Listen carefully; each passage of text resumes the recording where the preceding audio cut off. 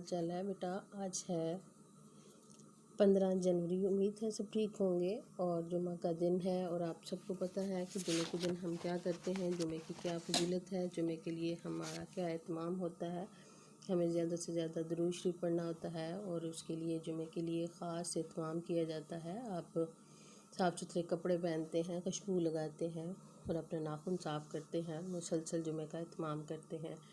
इसी तरह कुरान पाक में इसका बयान है कि जो शख्स जुमे की नमाज के लिए जाए तो उसके तमाम गुनाह माफ़ हो जाते हैं। और इस दिन के लिए सबसे ज़्यादा अहम बात ये भी है कि हमें मुसलसल जुमे का एहतमाम करना चाहिए। जो शख्स 3 जुमे मुसलसल नहीं पढ़ता तो उसको कुफर में दाखिल कर दिया जाता है, यानी वो काफिर कहलाता है।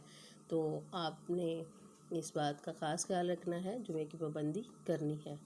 ठीक है, आज का हमारा सबक है बिस्मिल्लाहिर्रहमानिर्रहीम, वक्त की पाबंदी। तो ये भी बेटा इसी तरह है कि जिस तरह हम तमाम काम, हमने पिछला सबक पढ़ा सादगी, उसमें हम नबी सल्लल्लाहु अलैहि वसल्लम के तमाम कामों को, तमाम मामलात को देखा कि वो कितनी सादा ज़िंदगी गुजारते थे, किसी को तकलीफ़ नहीं देते थे, जो कुछ उनको मिलता उसी के मुताबिक अपनी ज़िंदगी गुजारते थे।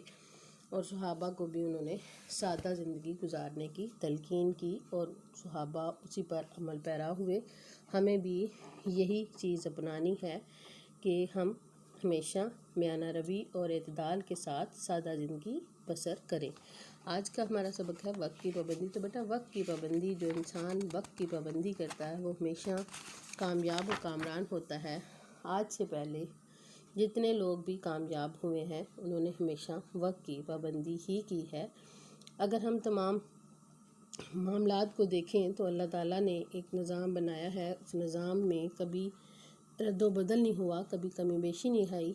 उसकी वजह यह है कि हम जो है जिस तरह सूरज, निज़ाम कायनात को देखें तो सूरज के निकलने का टाइम क्या है, हर चीज़ को इस चीज़ का पाबंद बनाया गया है कि सूरज वक्त पर ही मुकर्ररा वक्त पर ही तुलू और ग़ुरूब होता है।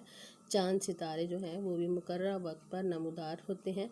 दिन और रात जो है वो भी वक्त बदलते और मौसम भी औकात के मुताबिक ही पाबंदी के साथ चलते रहते हैं।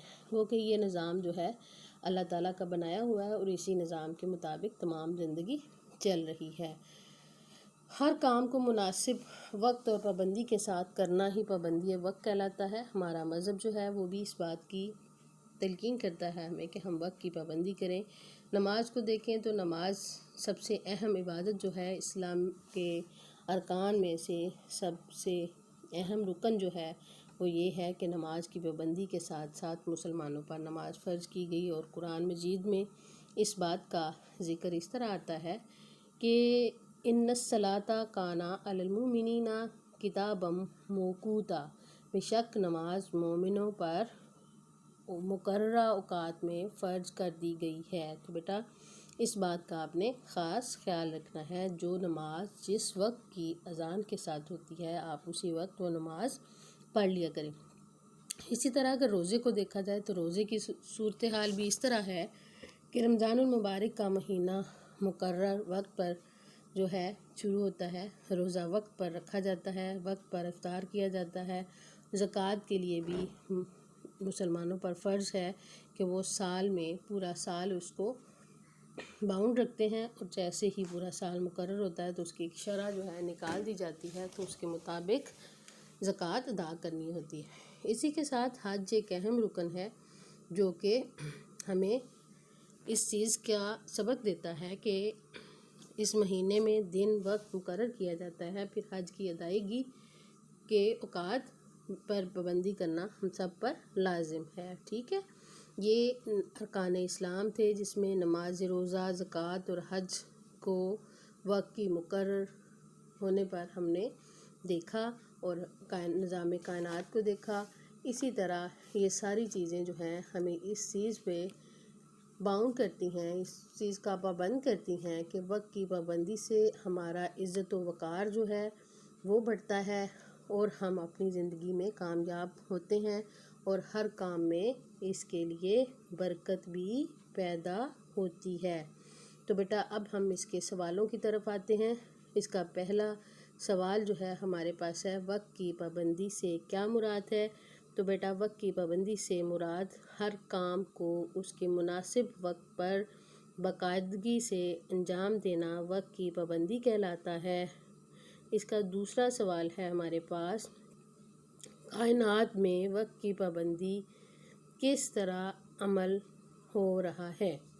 ٹھیک ہے، کائنات میں وقت کی پابندی پر کس طرح عمل ہو رہا ہے؟ تو بیٹا جی اس کا جواب ہمارے پاس ہے، نظام کائنات میں اللہ تعالیٰ نے ہر چیز کو وقت کا پابند بنایا ہے۔ سورج وقت پر طلوع و غروب ہوتا ہے، چاند اور ستارے مقرر وقت پر نمودار ہوتے ہیں، دن اور رات مقررہ وقت پر بدلتے ہیں، موسم بھی وقت کی پابندی کے ساتھ بدلتے ہیں۔ ٹھیک ہے، اور اس کا تیسرا سوال ہے ہمارے پاس، اسلامی عبادات کس طرح وقت کی پابندی کا درس دیتی ہیں؟ اس کی آپ نے 2 مثالیں دینی ہیں۔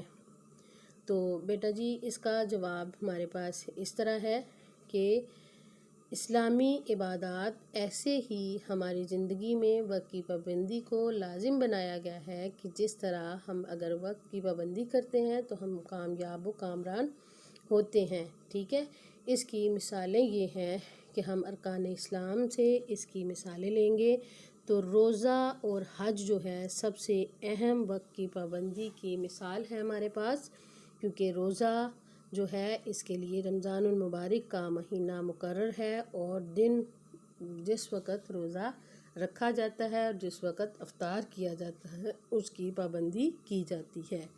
اسی طرح ہمارے پاس حج ہے جو کہ اسلام کا 5واں رکن ہے، اور اس میں بھی اس مہینے دن کو مقرر کیا گیا ہے، اور حج کا یہ فریضہ ادا کرنے کے لیے ہمیں بتایا گیا ہے، اور اس کے اوقات کی پابندی کرنا ہم سب پر لازم ہے۔ بیٹا یہ آپ کا سبق وقت کی پابندی تھا، اس کے ہم نے 3 سوالات کیے۔